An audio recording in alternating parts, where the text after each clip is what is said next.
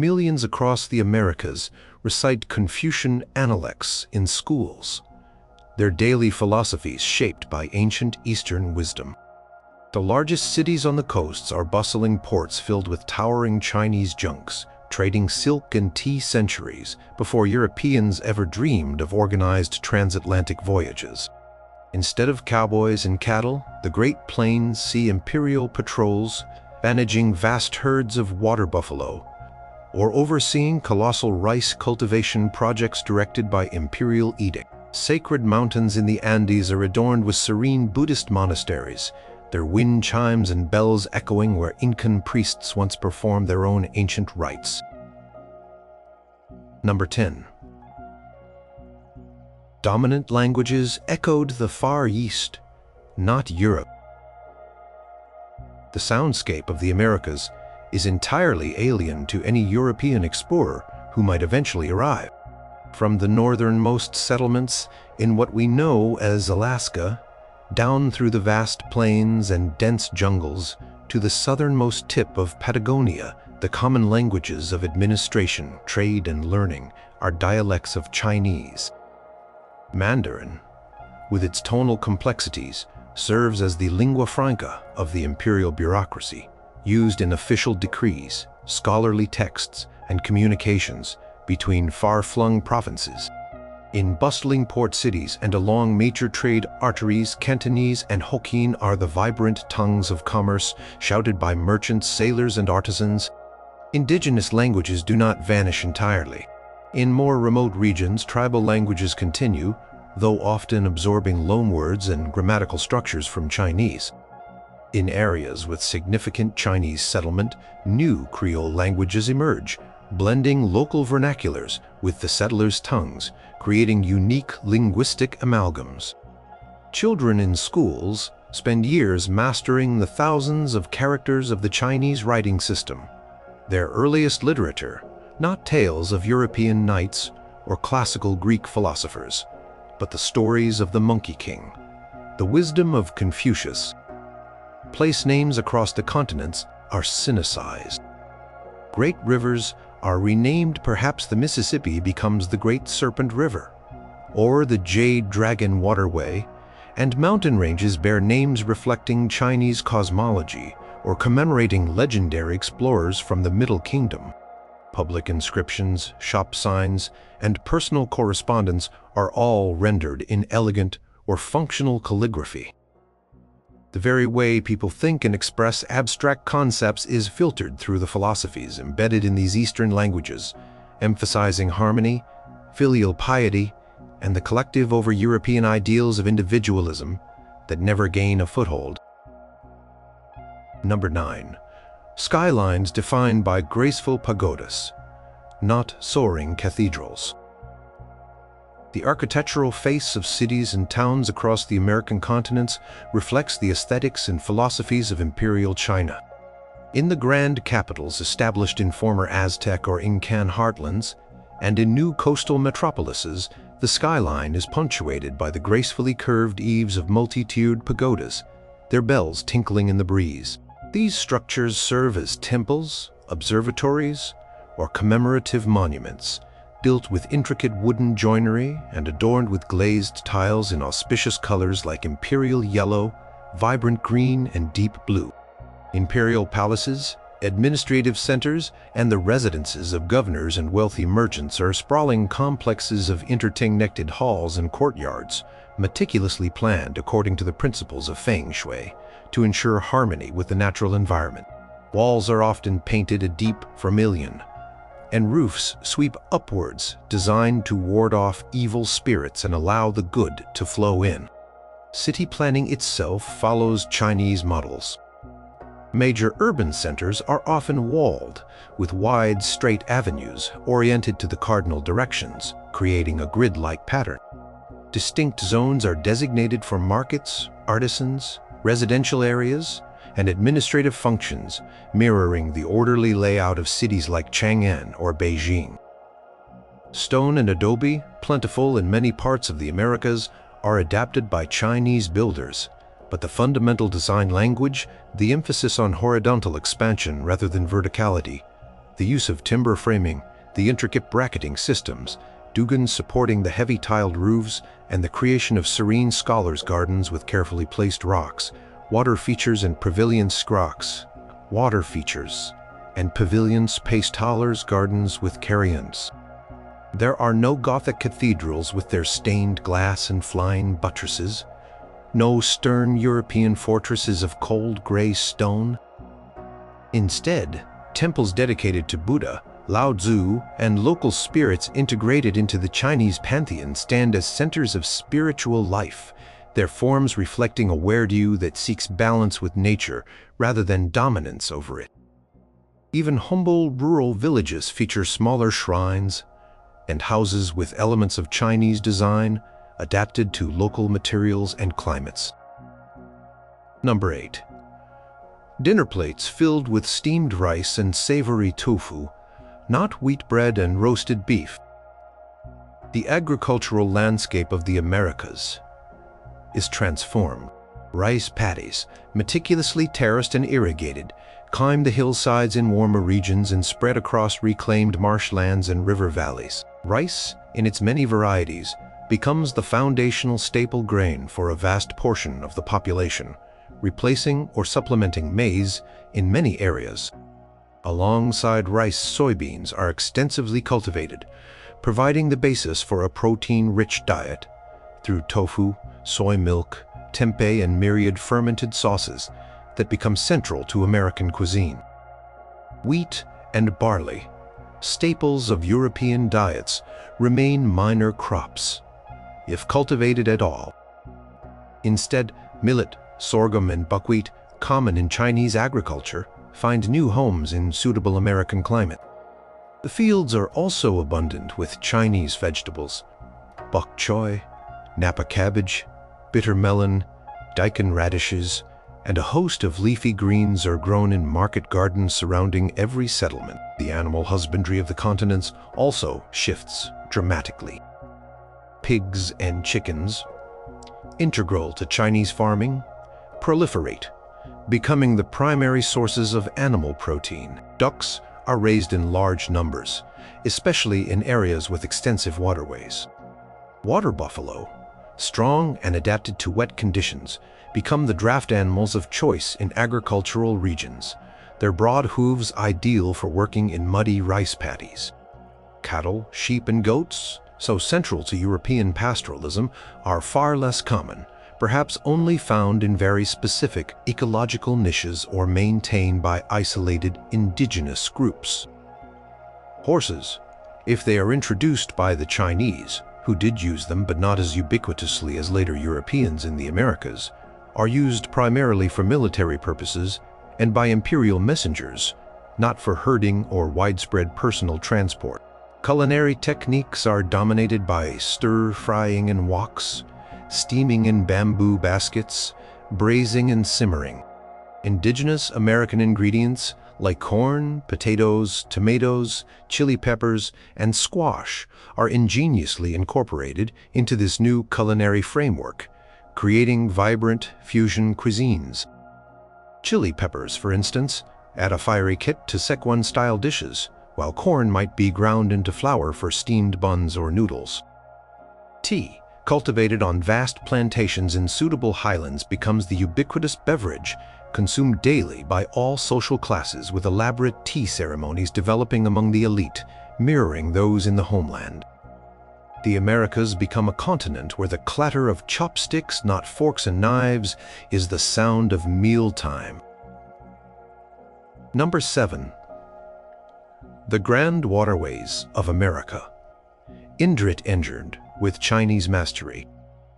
Imperial China's long history of sophisticated hydraulic engineering and large-scale infrastructure projects is brought to bear on the American landscape.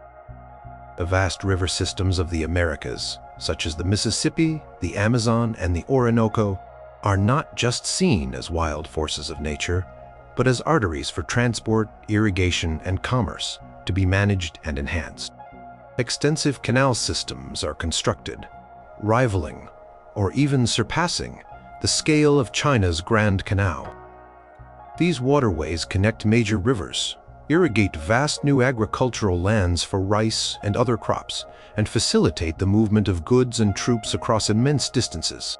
Levees and dikes are built to control flooding in fertile river valleys, transforming them into productive agricultural heartlands. Imperial highways, paved and maintained by state decree, stretch across the continents, connecting provincial capitals, major cities, and strategic military outposts. These roads feature regular way stations, courier services, and defensive watchtowers, mirroring the extensive road networks of China. Great bridges, utilizing advanced Chinese cantilever and suspension techniques, span gorges and wide rivers, further unifying the territory. While the indigenous peoples of the Americas, like the Inca, had impressive road systems, the Chinese bring a different scale of engineering and a centralized bureaucratic approach to construction and maintenance.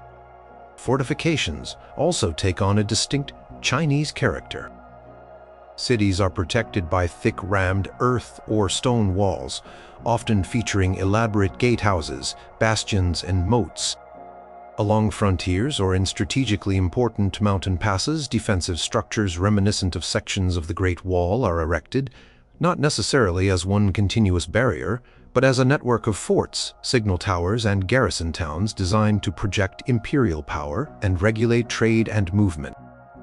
The labor for these monumental undertakings is organized through state corvée systems, mobilizing large numbers of workers for specific projects, a practice long established in China for public works.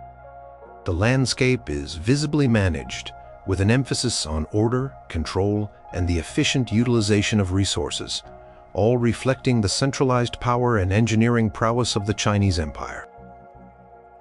Number 6. Spiritual life centered on Confucius, Buddha, and indigenous spirits, sidestepping a Christian deity. The spiritual and philosophical landscape of the Americas develops along a trajectory vastly different from one dominated by European Christianity.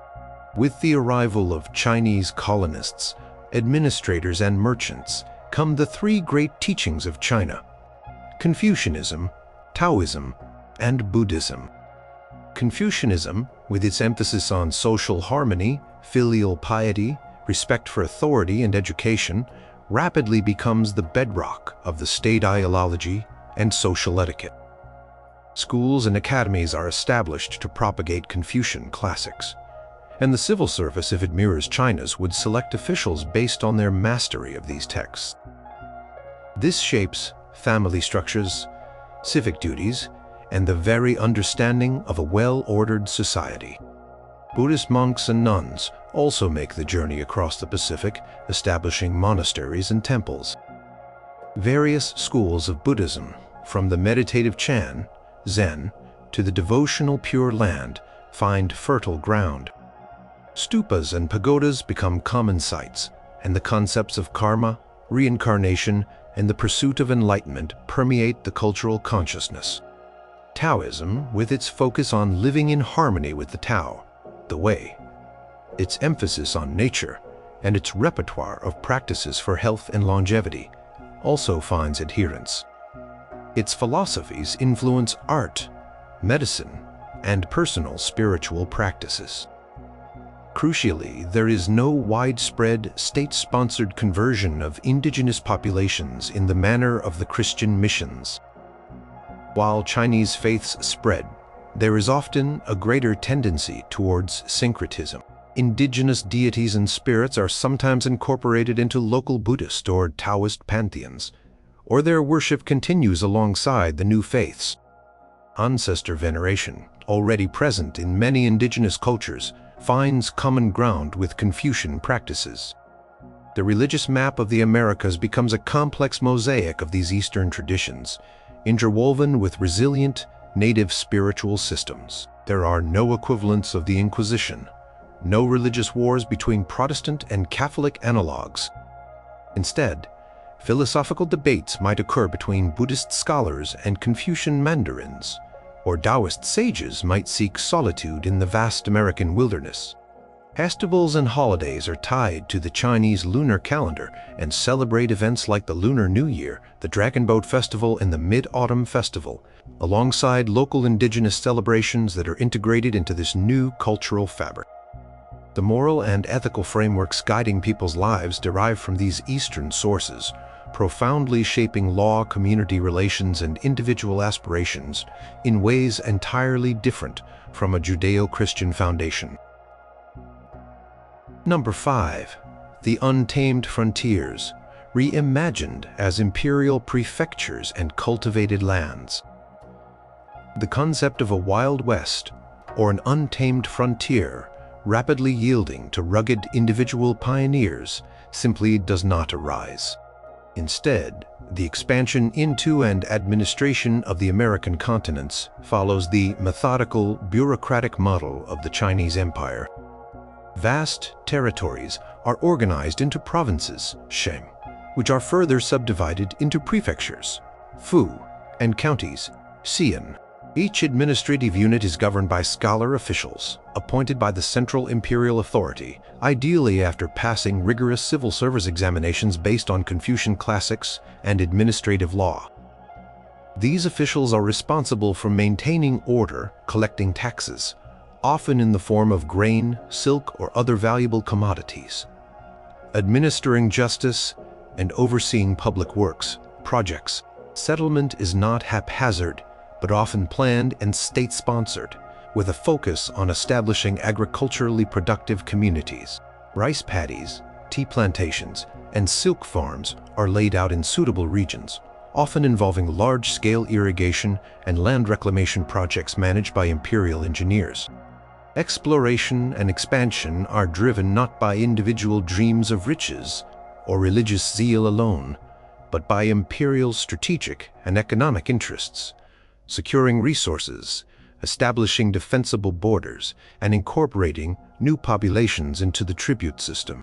Law and order are maintained by imperial magistrates, applying a legal code derived from Chinese jurisprudence, which emphasizes collective responsibility and harsh penalties for serious crimes, but also mediation and social harmony. There are no cowboys, no lone prospectors striking it rich in gold rushes in the same way.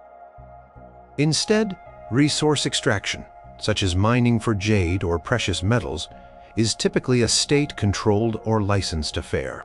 Resistance from indigenous groups is met not by ad hoc militias but by disciplined imperial army units, often skilled in siege warfare and logistics. The frontier is less a zone of lawlessness and more a gradually advancing line of imperial administration, with new towns built according to established plans, complete with government offices, schools, and temples, all oriented towards integrating the vast American lands into a cohesive, centrally controlled Sino-centric empire. Number 4. Economic pursuits focused on jade, silks, and teas, not a European style. Gold frenzy.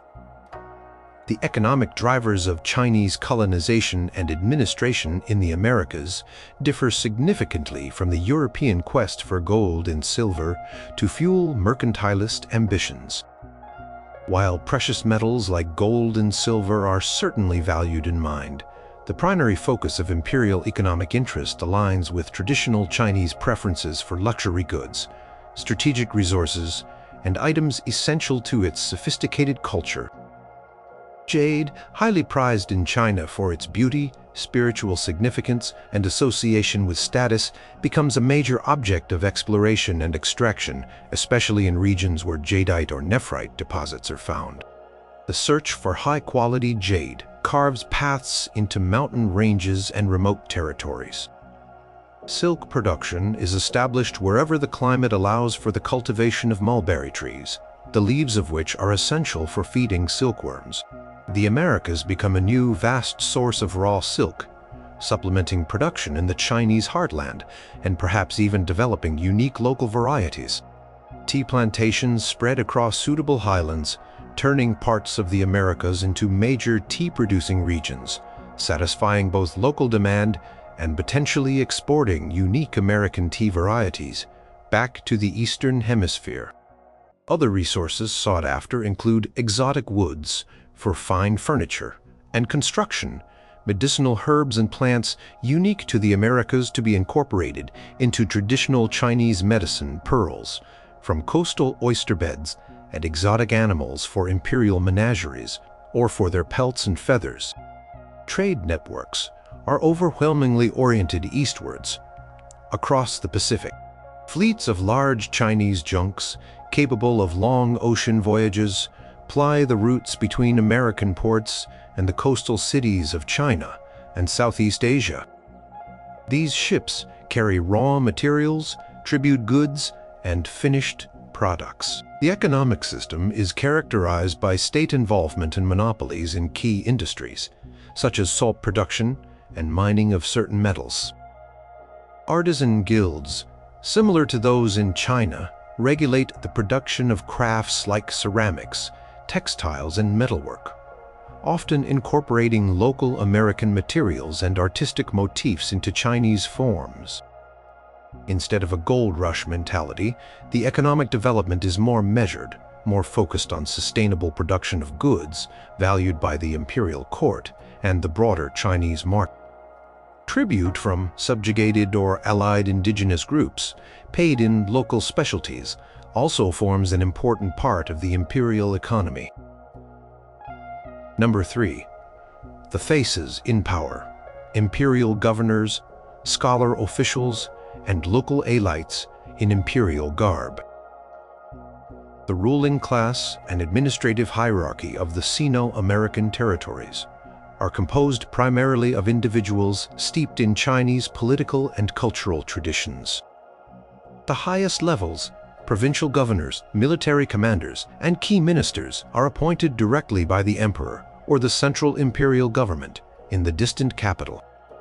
These are often seasoned scholar officials who have risen through the ranks of the Chinese bureaucracy, bringing with them a deep understanding of Confucian principles, administrative procedures, and imperial law. Their courts and official residences become centers of Chinese high culture, where classical music is played, poetry is composed, and elaborate rituals are observed. Beneath them, a vast network of prefects, county magistrates, and other functionaries manage the day-to-day affairs of the empire. Many of these officials are also Han Chinese, having either migrated from the homeland or been born into established colonial families. They are distinguished by their silk robes, official caps, incladicating their rank, and their literacy in classical Chinese. Crucial aspect of the Chinese imperial system is the civil service examination. This system, or an adapted version of it, is implemented in the Americas. It offers a pathway for advancement based on merit, at least in theory. Talented individuals, including, significantly, members of assimilated indigenous elite who master the Chinese language and Confucian classics, can potentially rise to positions of influence within the bureaucracy. This provides a mechanism for co-opting local leadership and integrating diverse populations into the imperial structure. The social hierarchy is heavily influenced by Confucian ideals, which traditionally place scholars and officials at the top, followed by farmers, then artisans, and finally merchants. This stratification shapes social interactions, marriage patterns, and access to power and resources. There is no hereditary aristocracy in the European sense, but rather a scholar gentry class whose status is derived from education and government service. The visual landscape of power is one of imperial edicts, posted in elegant calligraphy.